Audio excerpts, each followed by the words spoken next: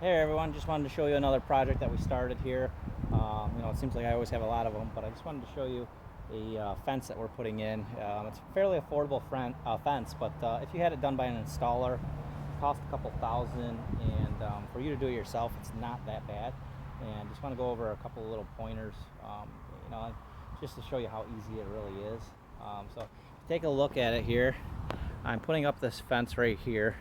And what I did is I bought these pine lumber logs. You can get them from Home Depot. I paid $6 a piece for them.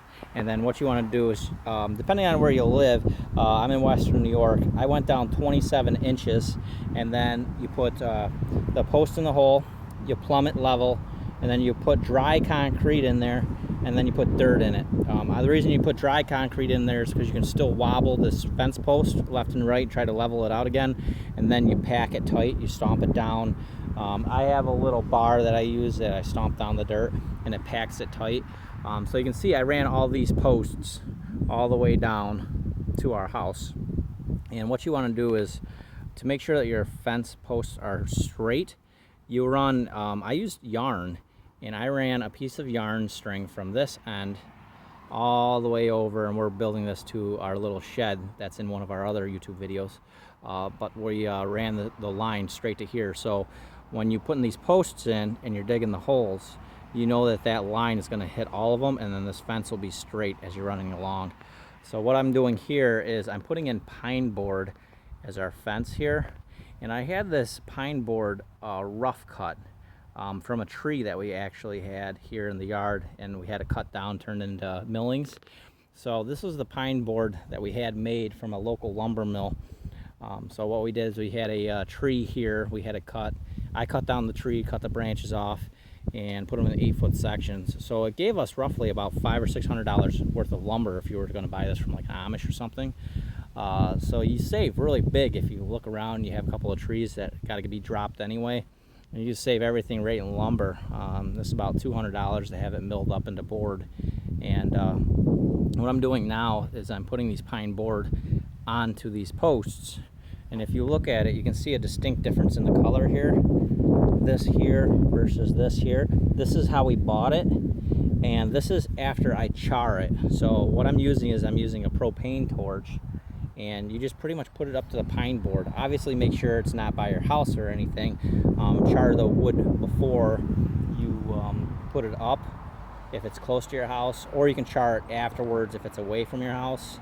And what it'll do is it'll give this nice distinct design, this wood pattern, which is really, really nice. I even charred the post itself so it sort of blends in.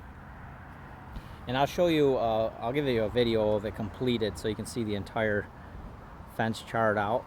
So what I'm doing is I'm offsetting the board. And so what we did is we put one board on the front, and then we drop another board underneath it, and then one behind it here as well. And then you keep staggering them, top, bottoms, and you just want to have enough where if you look at it straight on, and I'll see if I can do it, you do it straight on, you see no daylight through the fence. So you're going to see the opposite fence. So you can see three fence planks here. And if you go straight on, right there, you see nothing. So you won't see your neighbors or anything like that. I'm only going 3 feet, 3 feet tall, just for our dogs. But if you look,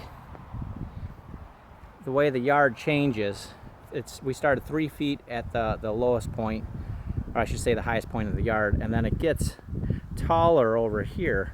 So at this end where we have chairs and stuff, it's going to be closer to like 5 feet. So when you put your fence post in, make sure you keep it level. So your first board is the most important. Keep that first plank level all the way going down. So as you're building your fence along, your fence doesn't do this, because you'll go by some neighbors and you'll see the fence is crooked and you're like, wow, why'd they even do that? So make sure that your fence is plumb all the way on that first board. Once that first board's done, it's a little easier, because then you start going down one after another.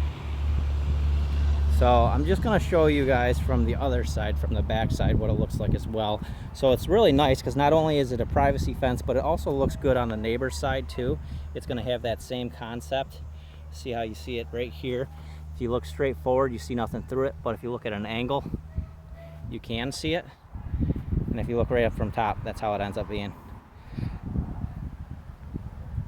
And then here it is from a distance. That's what it looks like. And with this design, it's going to look really nice. We charred the pine because it also helps preserve the wood. It's almost like a way of pressure treating it without the chemicals. It also keeps the bugs from eating it because the bugs don't like the char. And I've also heard that it helps prevent the wood from catching on fire. Not like we have to worry about it out here. It's an old Japanese method to treat wood, and it keeps the wood lasting longer. So I just char it. I'll show you what I'm using too to char it. It's a you can get them at Harbor Freight, and it's used to put down rubber roofing. So it's right here. It's just a propane torch, Greenwood it's called, Greenwood propane torch, and it just connects to your 5-gallon tank. You turn that on here, you switch the valve. That's your igniter. I bought the one with the igniter. They have others without igniters. Get the one with the igniter. Spend the extra 15 bucks. It makes it easier. And then you just run the torch right along the wood, and it's actually quite pleasing when you do it, and it just turns the wood instantly this nice char. And once it's done, there's really not a lot of black that'll come off. You know, in the first rain, it'll clean it off. It'll keep that design for quite a while. But I just wanted to show you guys a method of doing a fence that's a little more cost affordable and still looks like $1 million when it's done. I'm going to create another video with the fence completely done. I'll do a part 2 of this section, and then tune in on some of my other builds. We're rebuilding this shed here that was almost collapsed. We're turning it into a playhouse for my son, but it can also be used as a she shed. So I'll be giving you updates on that one as well. So until next time, guys.